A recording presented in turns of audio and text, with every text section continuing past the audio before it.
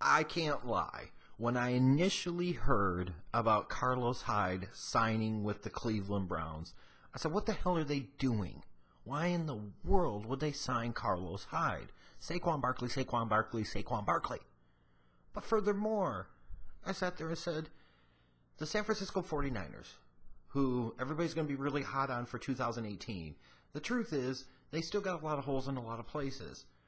Why would they let Carlos Hyde go, and then you think it's a good idea to sign him and pay him any type of real legit money whatsoever? Like, what's so different between a Carlos Hyde and, let's say, an Isaiah Crowell? How much of a difference is there really fundamentally, truly? And the answer is, I don't know how much there is. I would take Hyde over Crowell, yes. But again, how much is that difference? It's like, do you really think Carlos Hyde is going to be your feature back, your starter in 2018? And do you think that is smart football? Do you think that is good decision making? Again, the San Francisco 49ers were willing to let him go. And in fact, they just signed Jerick McKinnon. So clearly, they felt they needed a running back, and they didn't feel like they needed Carlos Hyde anymore, who's never really produced to what many of us probably thought that he could. He's had injury problems and so on and so forth. And that was my initial reaction. But then as I saw it and I thought about it, I was thinking about, and as I'm sure a lot of other people are, what this means for the Browns, in particular when it comes to potentially drafting Saquon Barkley. And the truth is, I feel like this has absolutely no impact on that decision one way or another. Don't read too much into it. And is no way an indication automatically that John Dorsey isn't going to figure out a way to draft Saquon Barkley. And here's why. Here's why. When you look at this deal for Carlos Hyde, yes, you see 3 years, $15 million. But there's only, I think, about $6 million guaranteed. So in reality, it's all in the guaranteed money, as we know. And it's pretty much a 1 year, $6 million contract. Okay, still high, but not terrible.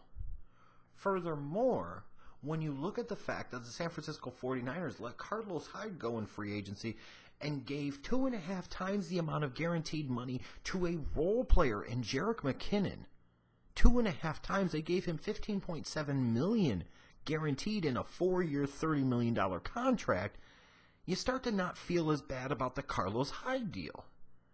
Now, granted, Jerick McKinnon has more pass-catching ability, more versatility, but still, is that versatility worth 2.5 times what Carlos Hyde is worth? I don't think so. You look at the Tennessee Titans, and they gave Dion Lewis $11.5 million guaranteed, and a total contract value, if he lived to the end of it, which he won't, of 4 years, $20 million. Is Dion Lewis really worth twice as much as Carlos Hyde? Dion Lewis coming from the Patriots, and you sit there and you say, this is a guy that was part of a platoon, a system of running backs. What happens when those guys like the Shane Vereen's of the world, the Ridleys of the world, they go somewhere else? You really don't hear much from them ever again when they leave New England, and that's the truth of the matter, especially those type of backs. But Dion Lewis got almost twice as much. Why? Because he's a better pass catcher? Even though realistically, in 2017, he was used primarily as a between-the-tackles runner in a lot of ways. So you look at this deal financially, and it doesn't look as bad. It's only 1 year, really, of guaranteed money, and you're not locked up into them as much as other teams are for role-playing guys like McKinnon and Dion Lewis, where you have concerns about whether or not they could be feature backs. Your concern with Carlos Hyde being a feature back largely revolves around his health and whether or not he's able to stay healthy enough to be able to be your bell cow back. So it's not that bad of a signing in and of itself. And then when you get to the Saquon Barkley business, why in the world would this necessarily preclude them from taking him at number 1 or number 4 or executing a trade to make sure that they got him? Because Saquon Barkley, no matter what, for the Cleveland Browns. I don't think it does at all. Because you look at Carlos Hyde and that $6 million figure. Yeah, that's a high figure. But you could utilize him in more of a role player type of capacity. He could be a Brandon Jacobs type of guy for the Cleveland Browns to the lightning that would be Saquon Barkley. Having Carlos Hyde in the fold could allow you to utilize Saquon Barkley all over the place as a pass catcher. You could line him up at the other back. You can line him up at the slot. You can line him up out wide. You could still obviously use Saquon Barkley as a ball carrier, but you would have an established guy like Carlos Hyde that could spell him. Why would this preclude them from taking him? And the simple answer is it doesn't. To me, if anything, this would be an indication that they might very well be looking at drafting Saquon Barkley and viewing Carlos Hyde as a better, more effective, complementary type of alternative, change of pace type of back to what Saquon is. I don't see the issue with this deal. I don't see the flaw in this deal. I don't see where it has any bearing on what's going to happen with the Browns and whether or not they draft Saquon Barkley.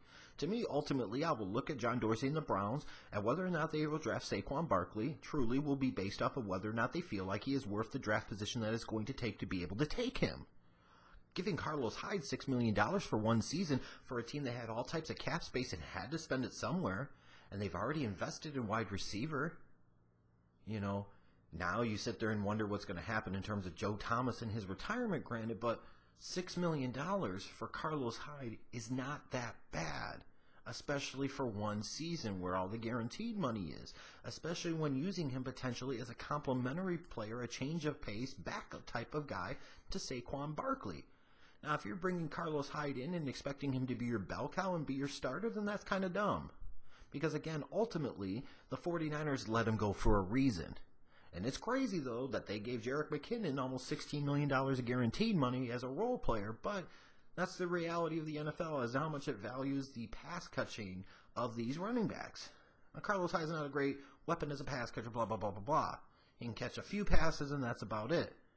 But yeah, $6 million, honestly, drop in the bucket with the amount of salary cap space the Browns had.